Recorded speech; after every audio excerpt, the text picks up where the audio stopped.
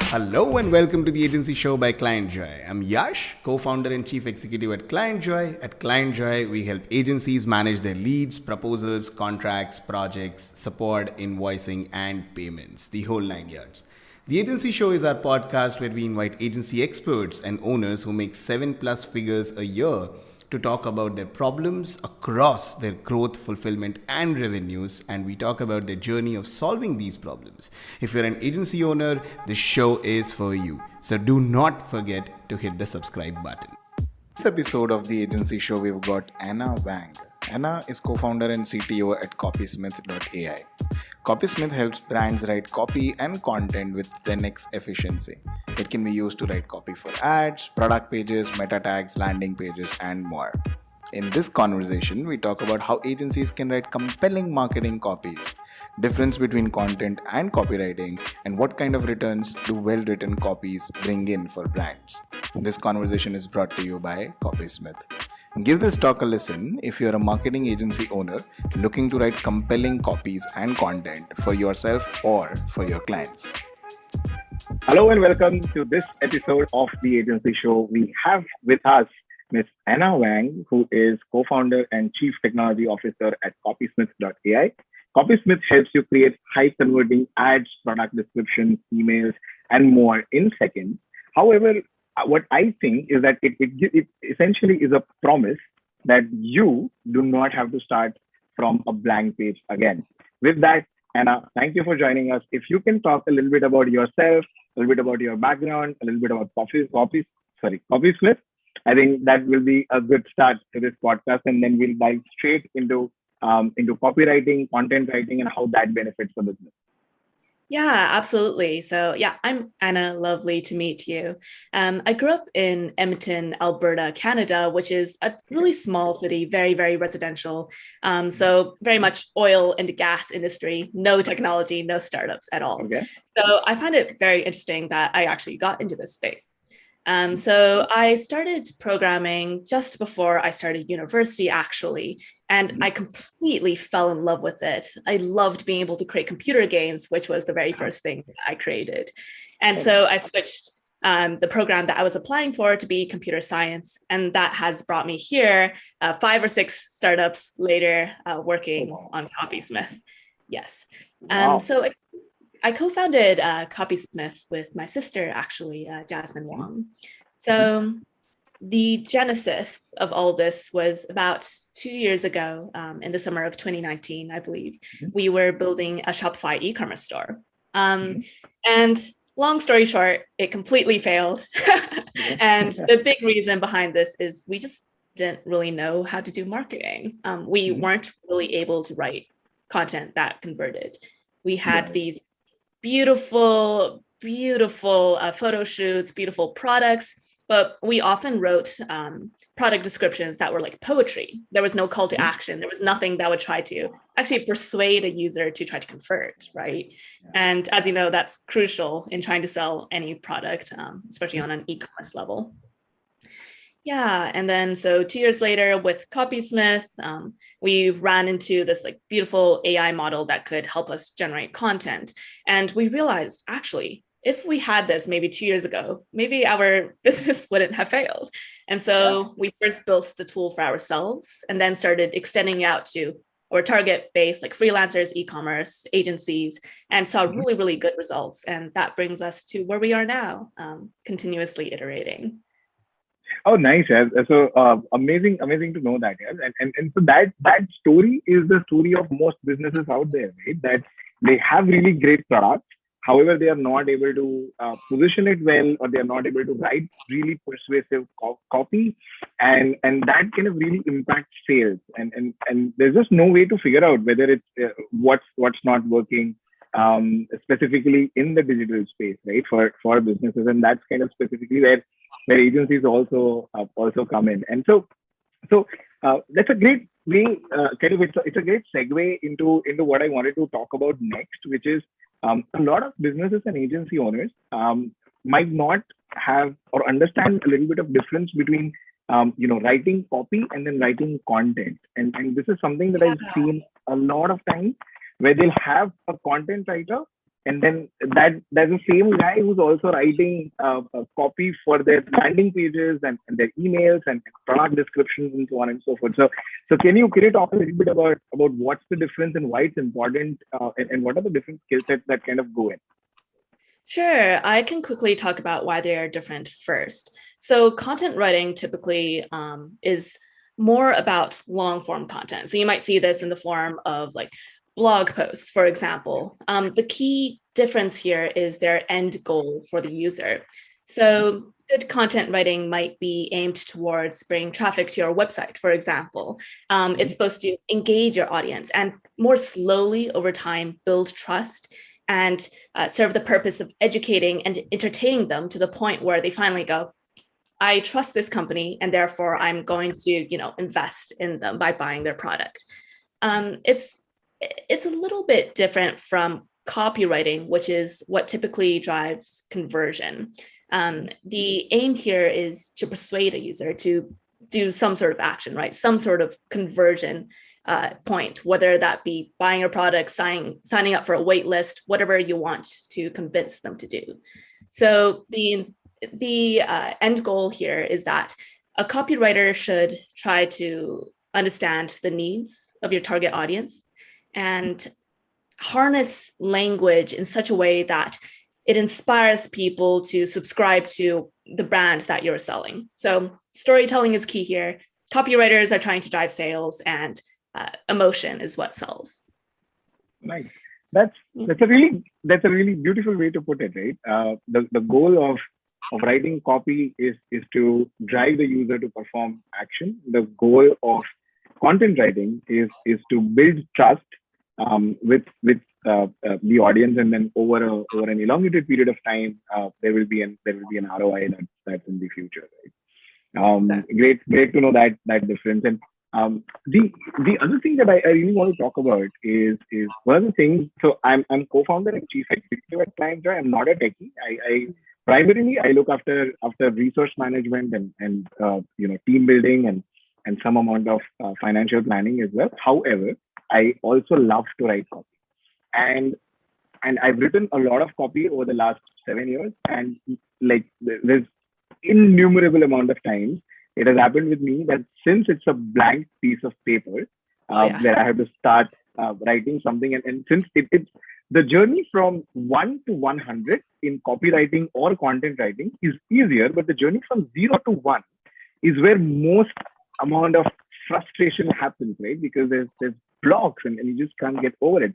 And that was the point of your on your website as well that most resonated with me, and that kind of made me as well start using CopySmith, which is primarily the fact that I will never have to start from a blank page again. So talk to me a little about that, and what has your experience been in terms of having your users and customers kind of also being able to accelerate their 0 to 1 journey, and then making it easier for them to go from 1 to 100. Yeah, absolutely. So this is the core issue we were really trying to solve. So I'm really, really glad that you brought this up, right? Because everybody starts from this blank page, Google Docs, Microsoft Word, wherever you write, and you need to start supplementing with research. And it's such a creative process and requires so much brainstorming. And, this process can take so much time, somewhere from like 2 days to 7 days, at which point you finally migrate it over to Google Sheets, for example, where all the collaboration happens. So what we really wanted to solve was this first initial, very painful touch point in marketing, which was like, you stare at this blank page and you just have no idea what to write.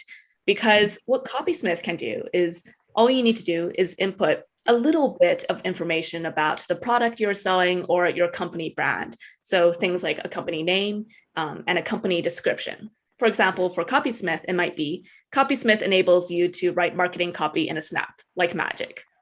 And then you click generate, and then we give you something like 10 to 15 variants back in whatever form you want. It could be Google ads, it could be Instagram ads, product descriptions, Facebook ads, just tons of different cross-platform promotions that you can do.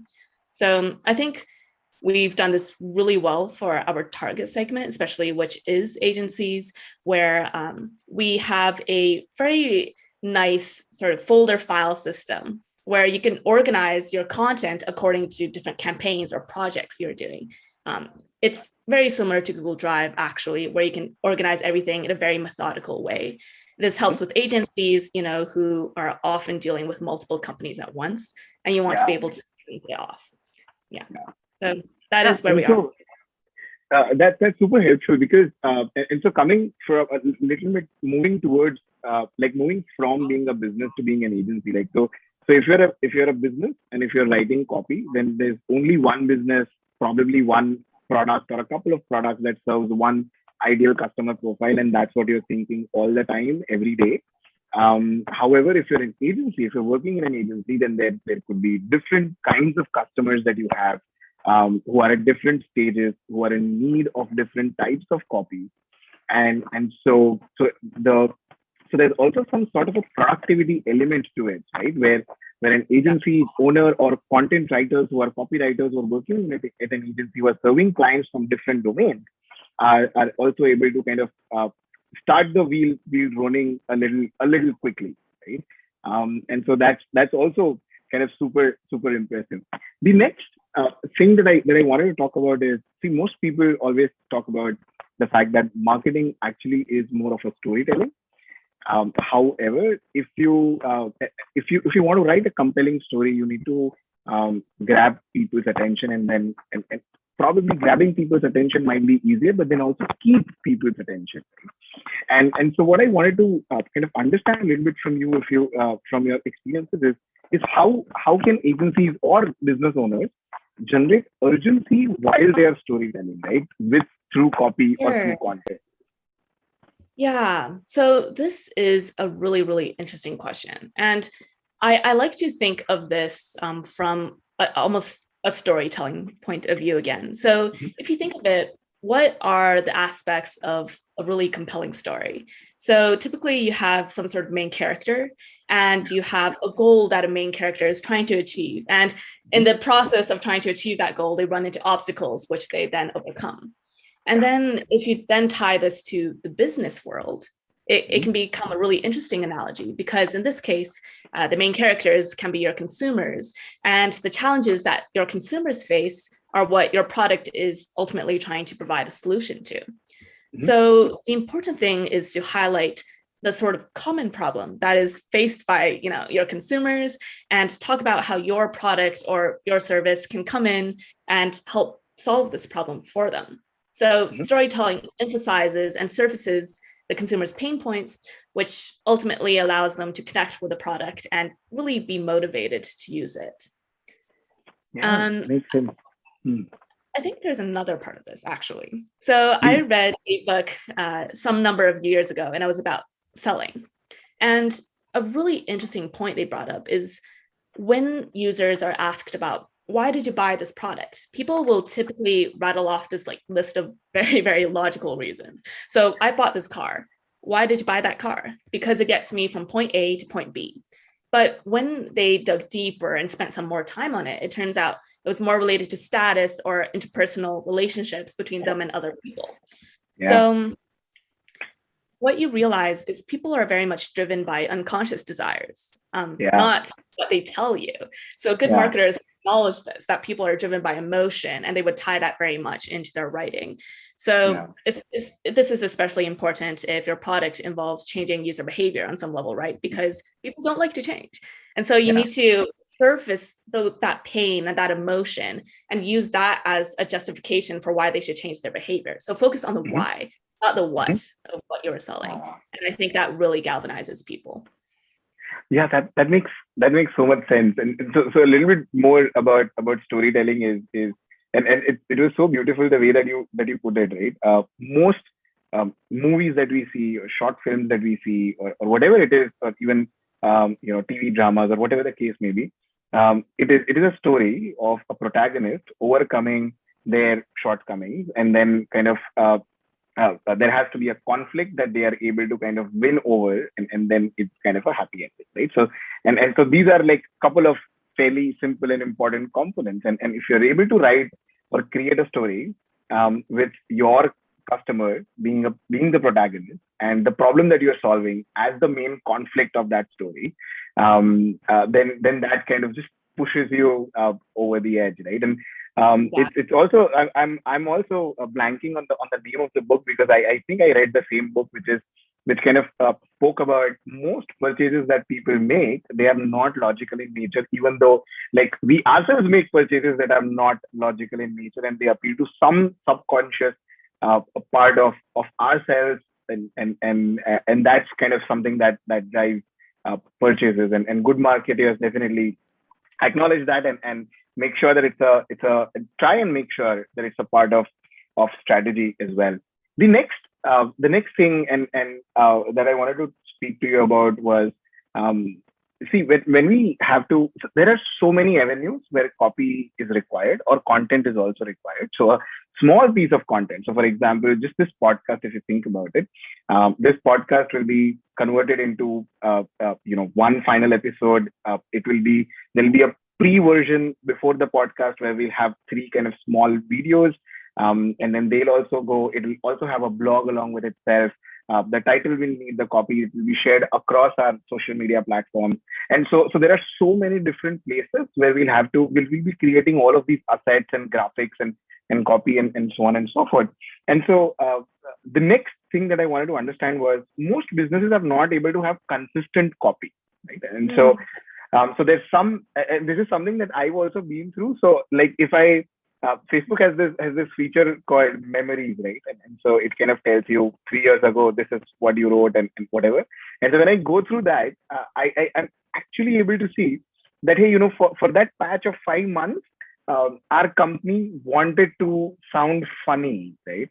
And then for that patch of 3 months, we wanted to sound formal. And it was not a conscious decision. It just happened somehow. So how can an agency or a business bring that consistency in the copy, which kind of is also, and by extension, a part of their brand identity? Yeah, I'm really glad you brought this up. So the question was about how they can do this versus like what consistency would look like, right? Yeah. Yeah. So first off, I totally agree with this, because words have so much power, and a small change in word choice can so drastically alter the tone of whatever you're trying to communicate.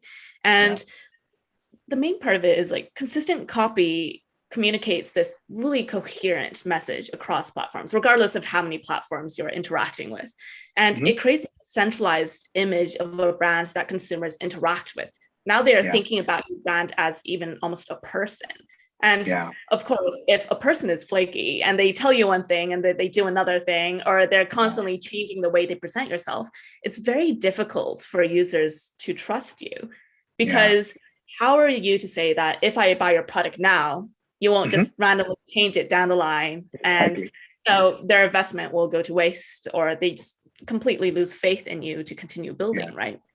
So it's so important to do this, because consistent presentation of a brand, I think I recently read this article on this, and it said increased revenue by 33%.